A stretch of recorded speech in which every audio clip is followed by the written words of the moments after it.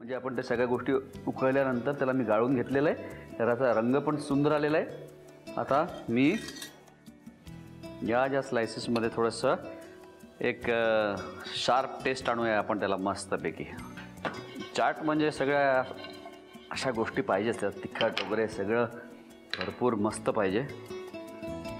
त्याच्यात मी टाकतोय थोडं धणे जिरे पूड टाकतोय, गॅस एकदम कमी केलेला आहे, आणि त्याचबरोबर थोडंसं मी आमचूर पावडर किंवा चाट मसाला ह्या सगळ्या गोष्टी टाकायच्या याच्यात। मस्त खरपूस आणि मस्त रंग आलेला त्याला। थोडं मीठ, थोडीशी हळद, हे तर तसे पण खायला मस्त लागणार आहे स्टार्टर। वा, आता गॅस इथे बंद केलेला आहे। आता तुम्हाला माहिती आहे काही नाही, आता जसं आपण चाट बनवतो तसं मस्तपैकी याची चाट बनवू आपण।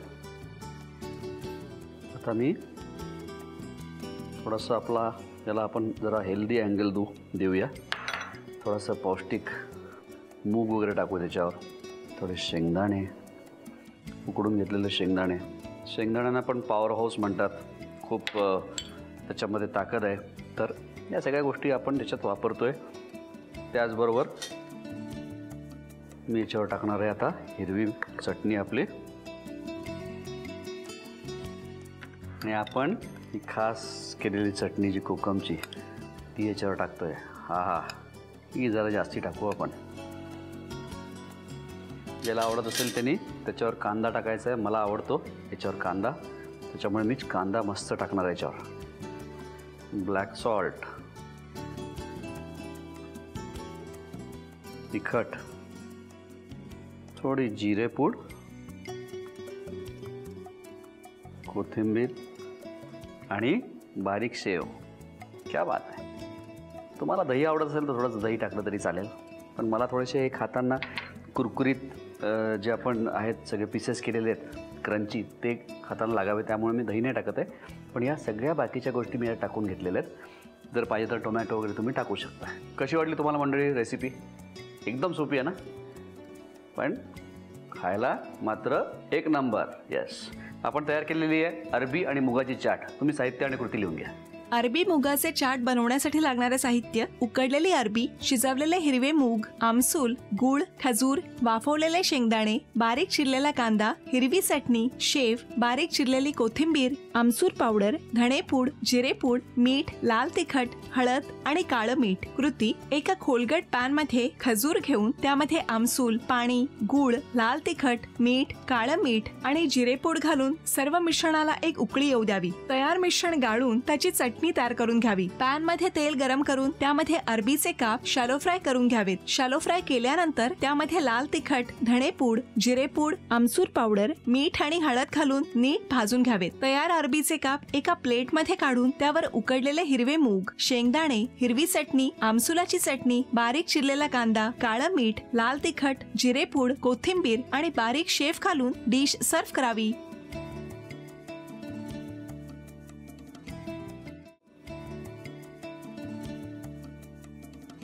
आणि याच्यामध्ये पण थोडं कॉर्नफ्लोअर टाकून घेतोय मी, म्हणजे आपल्याला तळायचं आहे ना त्याला, तर ते क्रिस्पी झाले पाहिजे, त्या दृष्टीने थोडंसं कॉर्नफ्लोअर टाकतोय, त्याला मिक्स करतोय।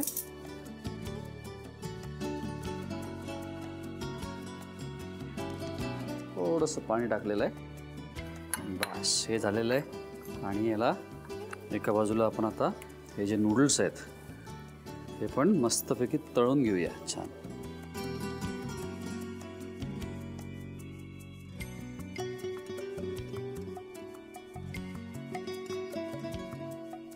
याला आता आपल्याला क्रिस्पी तळायचं आहे, आणि त्याचबरोबर इथे मी पॉकचॉय पण कट करतोय।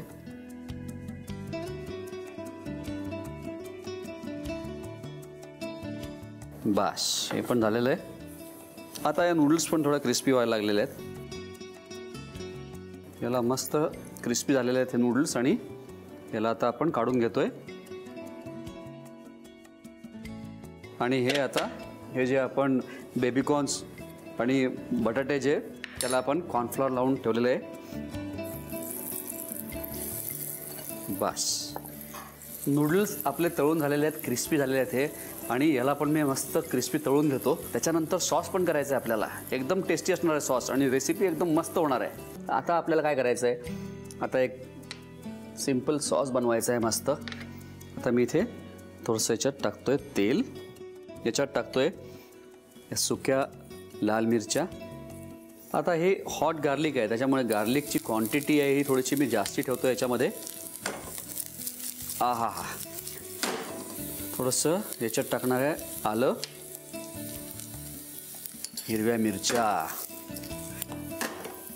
याच्यात जाऊ देऊया आपण सेलरी, थोडेसे तीळ पण याच्यातच टाकतोय मी.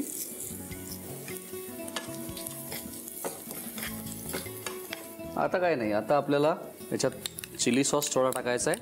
याच्यात जाणार आहे पॉक चॉय.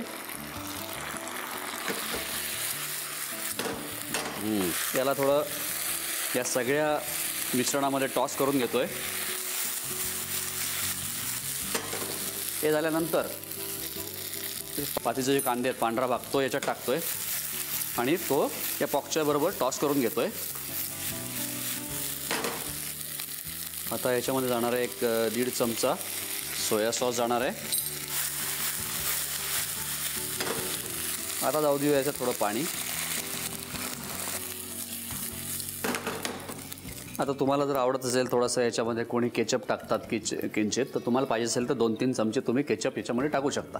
हे मिश्रण उकळल्यानंतर की आपण एक काम करूया, इथे थोडंसं याच्यात ब्लॅक पेपर पावडर टाकतो याच्यामध्ये मी. त्याचबरोबर थोडं मीठ, याच्यात कॉर्नफ्लोअर घेतलेलं आहे आणि त्याच्यात टाकतोय पाणी आणि एकत्र करून घेतलेलं आहे. याला आपण थिकनिंग म्हणून वापरणार आहोत.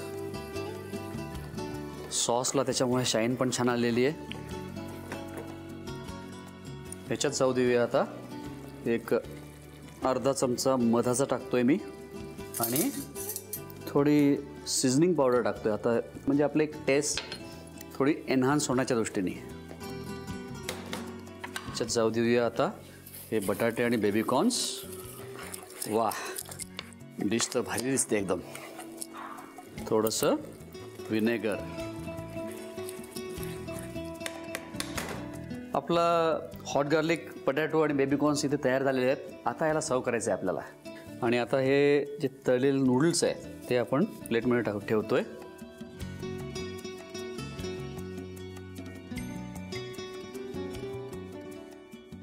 आणि वरती कांद्याची पात. वाह, डिश एकदम टेम्पटिंग दिसते. मस्त भारी झाली आहे डिश एकदम. तयार आहे आपली recipe potato and corn hot garlic with crispy noodles.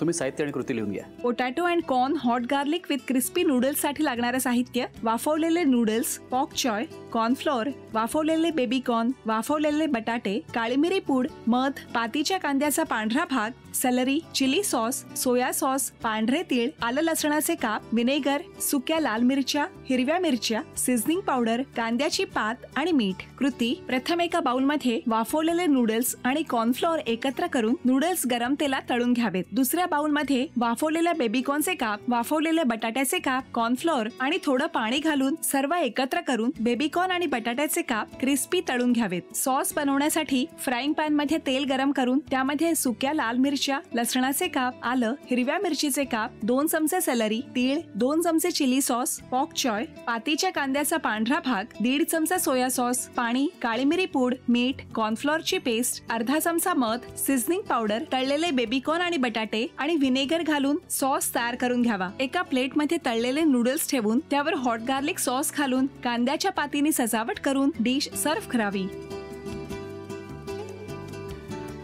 आपला पहिला पदार्थ काय आहे? Beetroot crate poriyal. श्लेषा, पुढची रेसिपी काय आहे? अंजिरी मटार रेसिपी आहे. पुढची रेसिपी काय आहे? ढिंगरी डोलमा.